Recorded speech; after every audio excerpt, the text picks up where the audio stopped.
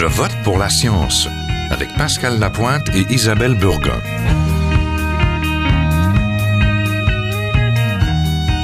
Bonjour à tous. La science est-elle encore sexiste? Récemment, 2 chercheuses, dont une québécoise, se sont interrogées sur la rigueur scientifique de bon nombre de leurs collègues et le fait qu'une minorité seulement de recherches médicales tiennent compte du sexe et du genre dans l'analyse de leurs résultats. Il n'y a pas si longtemps que la recherche en santé humaine s'intéresse aux femmes. La majorité des recherches a longtemps privilégié les hommes, avec comme résultat que les effets des médicaments ne conviennent pas toujours aux femmes, et plus encore que les femmes enceintes qui tombent malades ne sont pas convenablement soignées, car lorsqu'elles attendent un enfant, elles sont souvent écartées des études. La publication d'un guide des normes sur le sexe et le genre en recherche sur le site du Web Équateur pourrait changer cela en donnant une ligne directrice pour les éditeurs de revues scientifiques, mais également aux scientifiques pour les inciter à plus d'équité. Une lettre ouverte signée par Janine Austin-Clayton et Cara Tannenbaum, rapportée Le sexe et le genre ou les deux en recherche clinique, vient d'être publiée dans le journal JAMA, Journal of American Medical Association. Elle souligne l'importance de donner une plus grande place aux femmes pour faire avancer la science.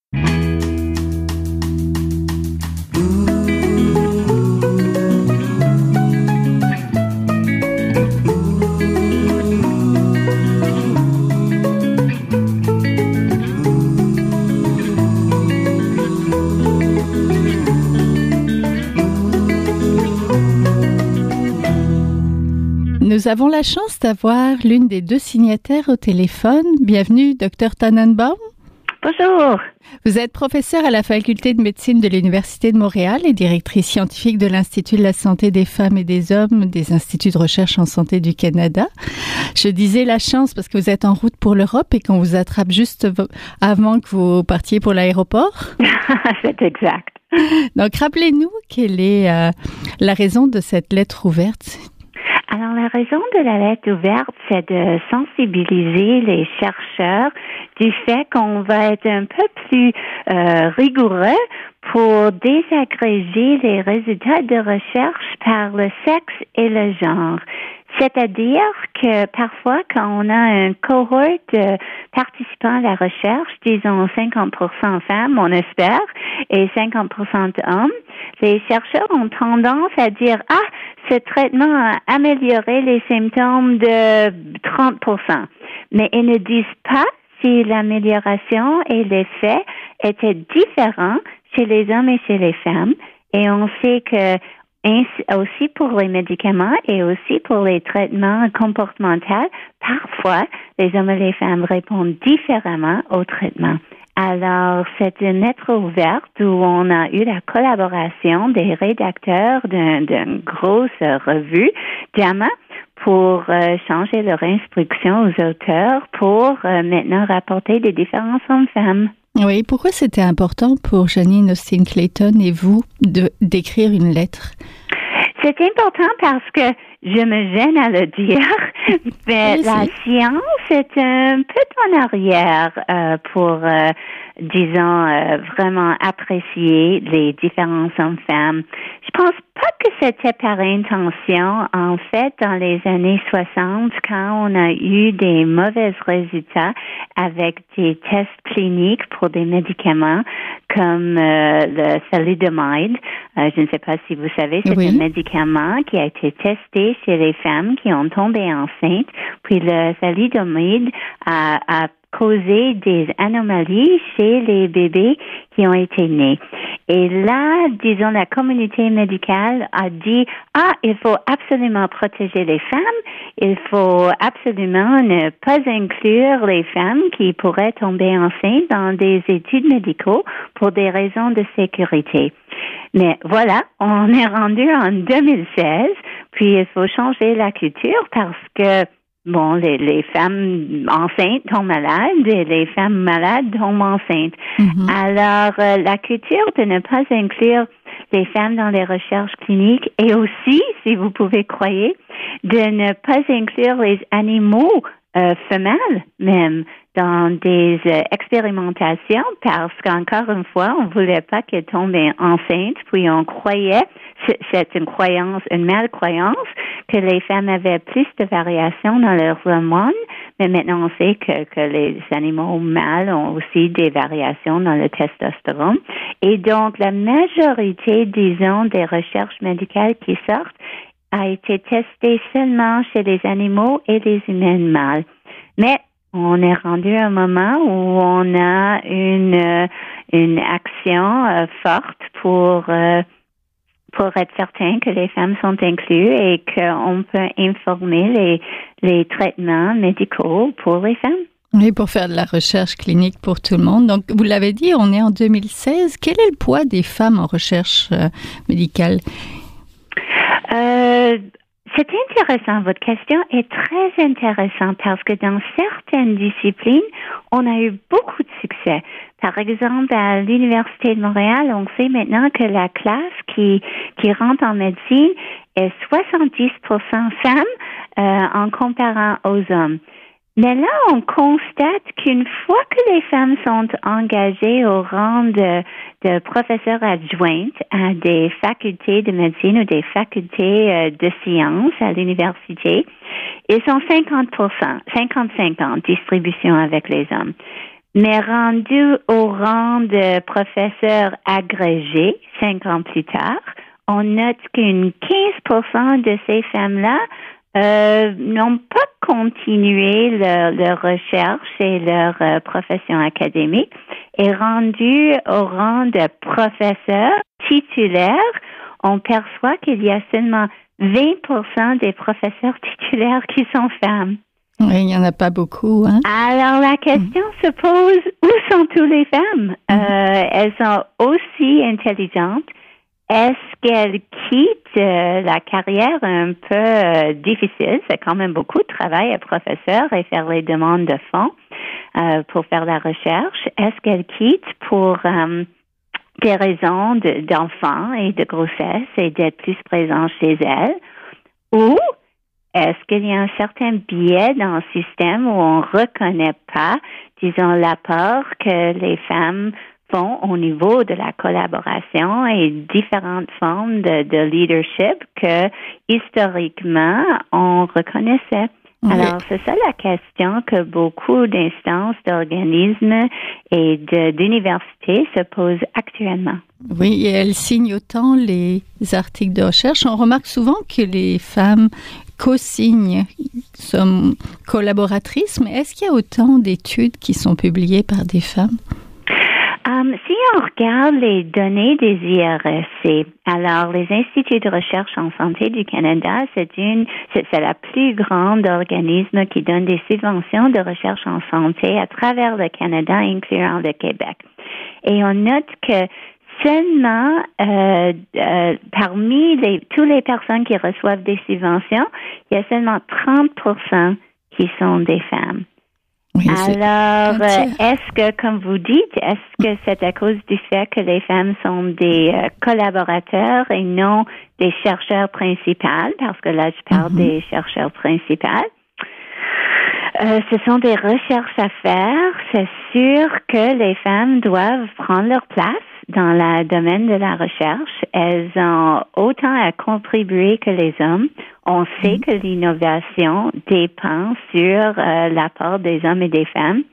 J'ai lu juste hier, c'est très intéressant que, je ne sais pas comment dire en français, vous savez quand on parle à Siri sur notre iPhone, est-ce que vous savez c'est quoi ça? Oui, Siri. Siri, alors c'est comme une reconnaissance de la voix, vocale. Comment on dit ça? Oui, une reconnaissance vocale. Une reconnaissance vocale. Alors, je viens d'apprendre que la technologie et la science qui a été utilisée pour développer la reconnaissance vocale a été testée seulement chez les hommes. Et donc, Siri, disons, par exemple, a plus de difficultés à reconnaître la voix des femmes.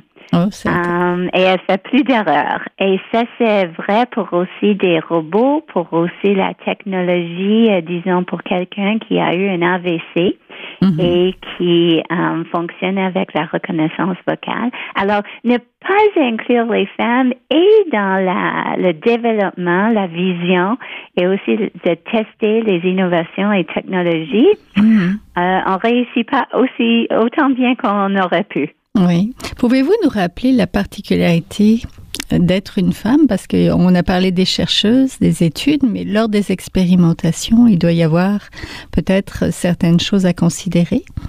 Absolument. Et nous, chez l'Institut de la santé des femmes et des hommes, on différencie entre le sexe, disons les facteurs biologiques qui distinguent les femmes des hommes, et le genre. Et quand on dit genre, on parle vraiment des facteurs psychosociaux, les attentes sociétales, les normes, les comportements, les expressions qui différencient les hommes et les femmes. Je vous donne un exemple. Si on parle de la prise de médicaments, des anti-anxiolytiques ou des somnifères, même des antidépresseurs. Alors, au niveau du sexe, au niveau de la biologie, on sait que les femmes métabolisent les médicaments différemment que les hommes. Premièrement, en moyenne, elles sont plus petites que les hommes. Le rein, par exemple, les reins des femmes ont seulement 80% des néphrones ou des parties qui éliminent le médicament dans l'urine que les hommes. Les femmes, malheureusement, ont plus de matière grasse dans leur corps. On dit ça, la matière grasse, matière grasse dans le corps que les hommes. Et donc, les médicaments ont tendance à rester dans cette matière grasse plus longtemps chez les femmes que les hommes. On sait que la prise d'hormones pour la contraception, ça peut altérer les enzymes qui font le métabolisme des drogues dans le foie. Et donc, tout ça pour dire que des médicaments peuvent être métabolisés et peuvent rester plus longtemps dans le corps des femmes. En fait, il y a 2 ans, il y avait un avis de Santé Canada qui recommandait que la prise d'un somnifère, le zolpidem, devrait être pris à la moitié d'eau chez les femmes parce que ça restait dans leur sang le lendemain 40 fois plus que les hommes et ça leur mettait à risque d'avoir plus d'accidents d'automobile parce qu'elles étaient toujours sous l'effet d'un somnifère quand elles conduisaient le matin. Oui. Donc ça, c'est le sexe, les facteurs biologiques. Au niveau du genre, je ne sais pas si vous êtes au courant, mais est-ce que vous pensez que c'est plus des femmes ou des hommes qui prennent des médicaments comme des anti-anxiolytiques ou des somnifères ou des antidéprimeurs? Oui, je dirais plus de femmes. C'est plus des femmes. Mais si je vous posais la question, est-ce que c'est vrai que les femmes ont plus de dépression que les hommes? Qu'est-ce que vous me répondiez? Je dirais que non. On est égalitaire face à la dépression. Vous avez tout à fait raison.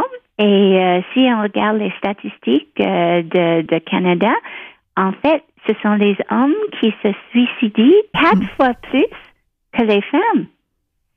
Alors, est-ce que les hommes sont sous-diagnostiqués?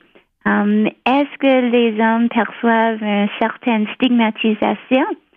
Aller parler à leur médecin pour diagnostiquer la dépression. Ça, c'est le genre. Le genre, c'est un peu comment est-ce que la société traite les hommes et les femmes? Est-ce que les femmes se sentent plus à l'aise de s'exprimer de leurs anxiétés et des symptômes de dépression? Est-ce que les hommes pensent qu'ils devraient être forts et ne pas en parler? Et donc, le genre fait en sorte que les femmes prennent plus anti-anxiolytiques et somnifères, mais elles sont plus à risque aux effets secondaires aussi. Oui. Donc, quand je vous écoute, on sent vraiment qu'il y a une différence de traitement homme-femme, que ce soit dans le genre ou que ce soit dans le sexe. Mais que faut-il pour remédier à cette situation? à part écrire des lettres ouvertes pour interpeller la communauté scientifique? Mais moi, je pense qu'il y a 3 choses à faire. Premièrement, il faut sensibiliser et changer la culture dans la science médicale pour qu'on rapporte toujours s'il y a des différences et s'il n'y en a pas de différences. Oui. Parce que c'est autant important de rapporter s'il y a des différences ou non importantes. Et il faut inclure les animaux mâles et femelles et les êtres humains mâles et femelles dans des recherches de clinique. Ça, c'est la première chose. La deuxième chose, c'est que les intervenants de santé sont sensibilisés et au courant des instances où la recherche médicale a démontré des effets différents. Et donc, si je parlais de ce somnifère, il faut absolument prescrire de différentes doses. La troisième chose, et peut-être c'est la plus importante, c'est que le grand public, tout le monde qui nous écoute aujourd'hui, soit au courant qu'il faut peut-être poser plus de questions. Ce médicament, ce test, ce traitement qu'on me donne, est-ce que vous pouvez me dire que ça a été testé chez des personnes comme moi? Soit le sexe, le genre. Et il faut vraiment, au niveau des différences qu'on voit dans des patterns de traitement, est-ce que les hommes doivent être moins stigmatisés au niveau de parler de leurs symptômes? Et est-ce qu'en général, il faut reconnaître quand en santé que quand on fait un achat pour des vêtements, il y a des différences hommes-femmes dans la santé et il faut en prendre compte. Oui, il faut en prendre conscience aussi. Je vous remercie beaucoup. On était en compagnie de la docteure Tannenbaum, donc professeure à la faculté de médecine de l'Université Montréal, directrice scientifique de l'Institut de santé des femmes et des hommes, et aussi co-signataire de cette lettre ouverte parue dans le journal JAMA. Merci beaucoup. Merci, au revoir. Au revoir.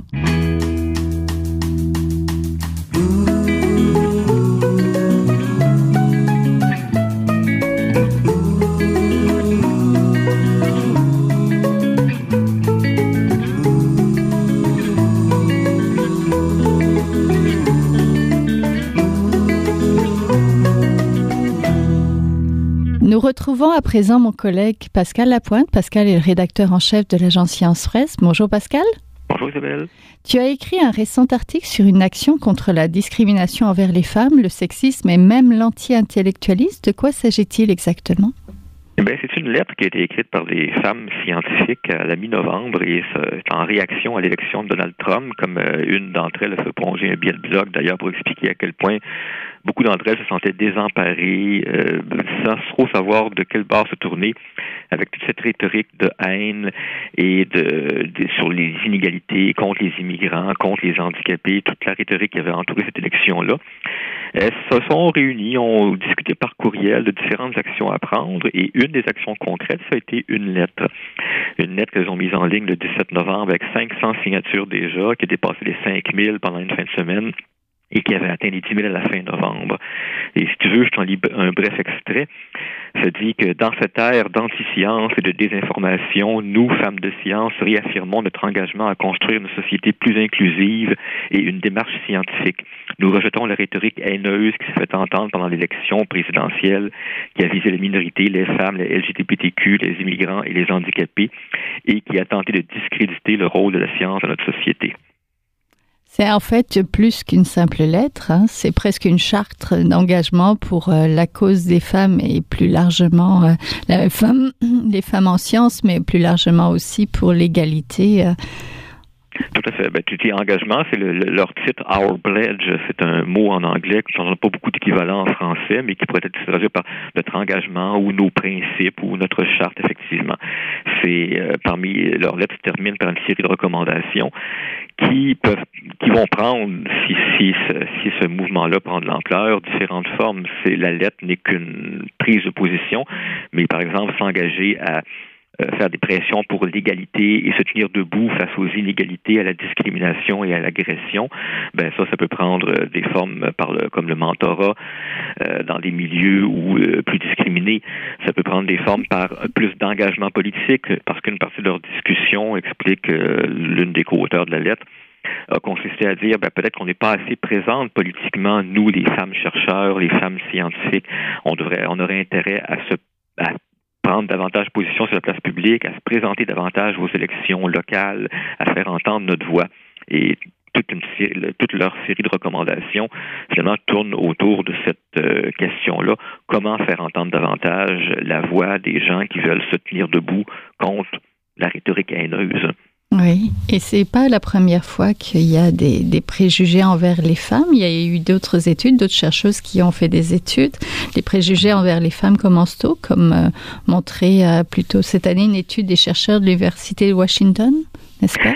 Oui, c'en est même triste, en effet, de voir qu'on en est encore là. Ces chercheurs-là avaient distribué un questionnaire à 1700 étudiants au baccalauréat, un questionnaire où ils devaient évaluer leurs confrères et leurs consoeurs sur leur niveau de compréhension de la matière en classe. Donc, c'est un test pour voir un peu quelles sont les perceptions des étudiants face à leurs propres confrères et consoeurs. Mm-hmm. Et systématiquement, les femmes étudiantes ont reçu les moins bonnes notes que les hommes. C'est le seul point positif, si on peut dire, dans cette étude-là, c'est qu'au contraire d'autres études similaires qu'il y avait eu dans les années précédentes, les femmes n'ont pas montré les mêmes préjugés à l'égard de leurs consoeurs. Oui, et il y avait aussi des préjugés qui sont bien ancrés chez les hommes, mais également chez les femmes, comme l'a démontré une autre étude qui date, elle, de 4 ans, mais qui laissait entrevoir un biais négatif lorsque le candidat à l'embauche est une femme. Exactement. Les chercheurs de l'Université Yale avaient envoyé un CV fictif à des professeurs de biologie et de chimie. À tous, ils avaient envoyé le même CV d'un étudiant. À une seule différence près, la moitié avait reçu le CV d'un homme et la moitié le CV d'une femme. Mais pour tout le reste, l'expérience de travail, les compétences étaient les mêmes. Et donc, les professeurs, comme tu dis, devaient évaluer la candidature et on aura compris donc que les femmes, entre guillemets, ont reçu des moins bonnes notes que les hommes. Et le plus troublant, c'est que, comme tu viens de le dire, autant les hommes que les femmes ont bien noté le candidat lorsqu'ils pensaient que c'était une femme. Oui, et il y avait aussi moins de salaire à la clé. Oui, j'ai le chiffre devant moi. L'étudiante s'est fait offrir comme salaire de départ en moyenne 26 500 contre 30 000 pour l'étudiant. C'est un poste de direction de laboratoire. Donc, les femmes on leur offre même pas le même salaire. Je vote pour la science. On avait parlé ici, donc, une autre étude réalisée conjointement en Indiana et avec un chercheur du Québec. En matière de publication scientifique, il y en a non plus toujours pas d'égalité. C'est ça. Le chercheur en question, c'est Vincent Larivière de l'Université de Montréal, lui et ses collègues de l'Indiana avaient épluché plus de 5 millions d'articles parus dans toutes sortes de revues scientifiques. Et là encore, on en arrivait à la conclusion qu'il y a un sexisme ou du moins un biais là, bien présent. Les femmes sont moins souvent publiées. Si on prend juste les auteurs canadiens, on se rend compte que seulement 31% des signatures sont des femmes. C'est à peu près la moyenne internationale qui est de 30%. Au Québec, on était juste un tout petit peu au-dessus à 33%. Et c'est pas juste qu'elles sont moins publiées. Ce que cette base de données-là révèle, c'est qu'elles sont moins souvent citées dans d'autres études scientifiques. Elles vont se retrouver moins souvent en train de collaborer à des équipes de recherche internationales et elles vont être moins actives que les hommes dans la majorité des champs d'études. Et il faut pas, les chercheurs, dont Vincent Larivière nous disait à ce moment-là qu'il faut pas juste s'arrêter à du sexisme, c'est qu'il y a aussi le phénomène qui est beaucoup plus large et qu'on a tendance à oublier, que alors que les femmes sont souvent majoritaires dans beaucoup de disciplines au bac à l'université, on se rend compte que leur nombre décline rendu à la maîtrise, décline rendu au doctorat, décline rendu au post-doctorat, décline encore lorsque vient le temps de prendre un poste de chercheur permanent, et il décline encore lorsqu'on arrive au niveau des postes de direction dans les universités. Et ça, il y a plein de raisons bonnes et mauvaises derrière ça. Il y a la conciliation travail-famille, entre autres, qui n'a pas encore fait son chemin dans les universités, mais si on ajoute par-dessus ça une couche de sexisme, on se rend compte que la marche est encore haute. Comment il l'expliquait, que les femmes s'effacent au fur et à mesure de... c'est ça. C'est par ce mélange de fait que dans la grande majorité des cas aujourd'hui, malgré tous les efforts qui ont été faits pour une égalité à la maison et dans les couples, c'est souvent la femme qui va se retirer, qui va mettre un frein à sa carrière pour avoir un enfant et pour élever un enfant. Et donc, lorsqu'arrive le temps, et comme les universités ont souvent été des bastions du conservatisme à ce niveau-là, ben, il y a moins de facilité pour une femme pour reprendre un poste et monter en grade dans l'échelle académique. Il y a aussi toute la pression universitaire qu'on connaît, que tu as souvent mentionné à l'émission, cette pression sur les chercheurs pour publier le plus possible et le plus souvent possible. Alors forcément, une femme qui s'arrêterait pendant quelques années se retrouve avec quelques longueurs de retard sur les hommes. Il n'y a pas de mécanisme prévu dans le milieu académique pour compenser ça. Oui, et quand il y a encore beaucoup de préjugés et qu'elles publient pas beaucoup parce que peut-être on leur laisse pas peut-être la place pour publier aussi. Donc, tout à fait. Alors s'il y a en plus des préjugés et si même des femmes semblent entretenir un préjugé à l'égard des femmes elles-mêmes, ça démontre à quel point la marche est élevée. Puis ça ajoute peut-être une couche de justification à la lettre dont on parlait au début, c'est-à-dire non seulement la situation est plus difficile pour les femmes, l'engagement, la possibilité de prendre leur place est plus difficile, mais en plus, il y a manifestement un groupe d'hommes qui se sentent menacés, pour qui même la place qu'elles ont prise est trop grande, et donc ça donne une rhétorique haineuse, comme on a vu dans la campagne présidentielle. Tout ça mis ensemble, cette lettre-là mériterait sans doute plus de visibilité. Alors qu'on est en 2016 aussi. Hein? Oui. Merci Pascal, merci. Donc on était en compagnie de Pascal Lapointe, le rédacteur en chef de l'agence Science Presse. Merci. Merci.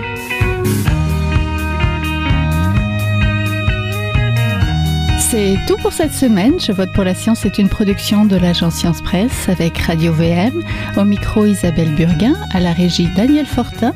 Vous pouvez réécouter cette émission à l'antenne de Radio VM ou encore en podcast sur le site de l'agence Science Presse et toujours nous suivre sur les réseaux sociaux, Facebook, Twitter. Et pensez à nous écrire. À la semaine prochaine.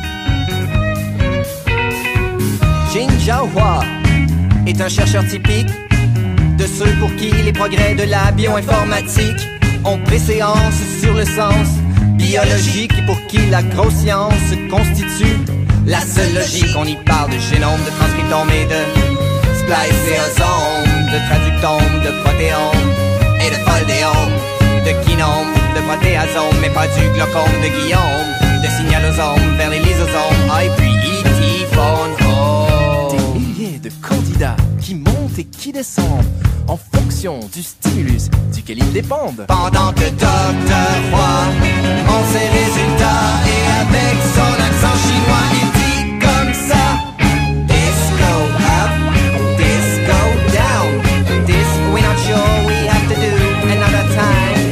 Disco up, disco down, I like cDNA microarray.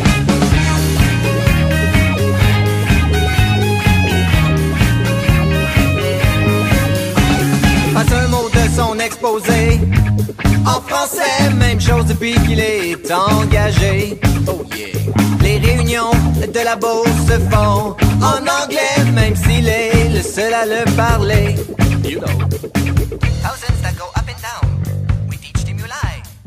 You, the next candidate on, the gene is right. Pendant que Dr.